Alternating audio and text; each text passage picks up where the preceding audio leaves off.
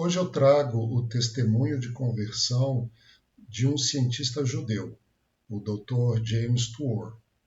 Eu traduzi, legendei, e se você assistiu o vídeo sobre o judaísmo, você vai reconhecer alguns elementos que tratamos naquele vídeo. Espero que você goste do vídeo e que Deus o abençoe. I got my PhD in the field of organic chemistry, postdoc at Stanford University, joined the group of a man who was going to win a Nobel Prize in chemistry, voted one of the top 50 most influential minds in the world. I was a visiting scholar at Harvard University. I've spoken at every major university in this country, have over 650 research publications, voted the R&D magazine Scientist of the Year. I'm in the National Academy of Inventors.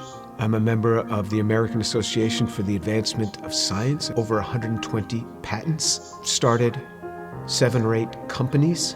We work in areas that range from medicine to material science to electronics, computer memory, medical devices. We work across a broad range of areas. But more than any of that, what means the most to me is that I'm a Jew who believes that Jesus is the Messiah. I grew up just outside of New York City. I thought everybody was Jewish. I didn't even know that there was anything else.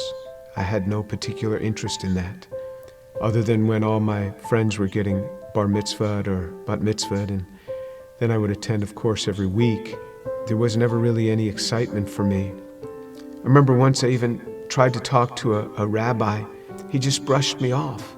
There was very little explanation for me. I remember when I went to college, I started meeting a number of people that said that they were born-again Christians, which was sort of an odd term. What's born again? What do you mean, born again? One person saw me in the laundry room. He said, "Do you mind if I give you an illustration of the gospel?" And I remember we sat there and he actually started to draw a picture. A cliff with a man on one side, and he drew a little man, and then another cliff with God on the other side, and a big chasm in between that he labeled with sin. And I looked at him, I said, "I'm not a sinner. I've never killed anyone. I never robbed a bank. How could I be a sinner?" And he had me read a verse from the Bible. "For all have sinned and fall short of the glory of God." In modern Judaism, we never really talked about sin. I don't remember ever talking about sin in my home. So he turned to another passage. Jesus said, "I say to you that everyone who looks upon a woman with lust for her has already committed adultery with her in his heart." Pow! I felt just as if I had been punched right in the chest. Here I was, new in college. I didn't think anybody knew. I would pick up these magazines and I became addicted to pornography. It was just through those magazines. And all of a sudden, something that's written in the Bible, somebody who lived 2,000 years ago is calling me out on it. And I felt immediately convicted. And that now I realized I was a sinner. When I read in the scriptures what sin is, then I knew I was a sinner. How am I going to get to God? We Jews know this better than anyone else. Without the shedding of blood, there is no forgiveness of sin. This description in Isaiah 53 of how he will bear upon himself my sin, the things that I had done, and this was him. This was the man that took this upon himself on the cross. The perfect God comes and gives himself for us. He is the one that gives himself for us. I started to realize how Jewish the New Testament is.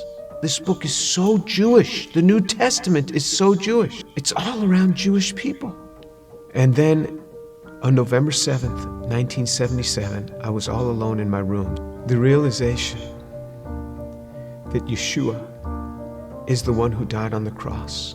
And I said, "Lord, I am a sinner. Please forgive me. Come into my life." And then all of a sudden, someone was in my room. And I opened my eyes. I was on my knees. I opened my eyes. Who was in my room? That man, Jesus Christ, stood in my room. This amazing sense of God.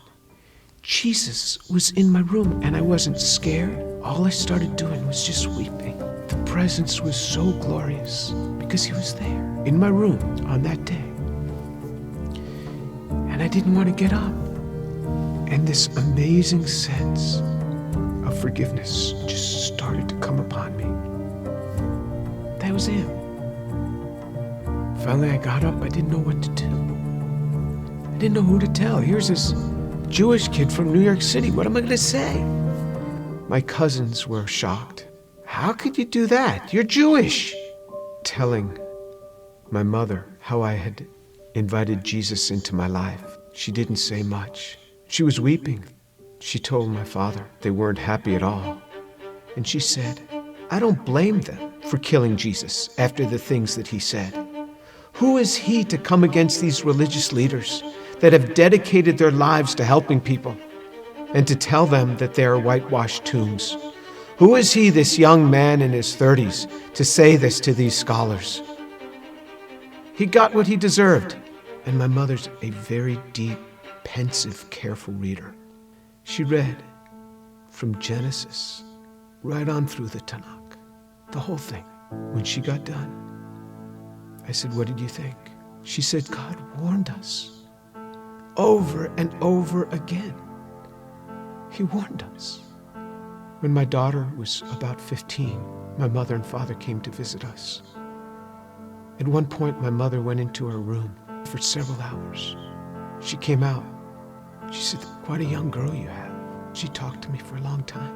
She started reading the Bible again, both the Old and the New Testament. One day, not long after that, she called me on the phone at the age of 72. She said, Jimmy, you wouldn't believe what happened. I said, what happened? She said, I was just reading. And it hit me. It hit me.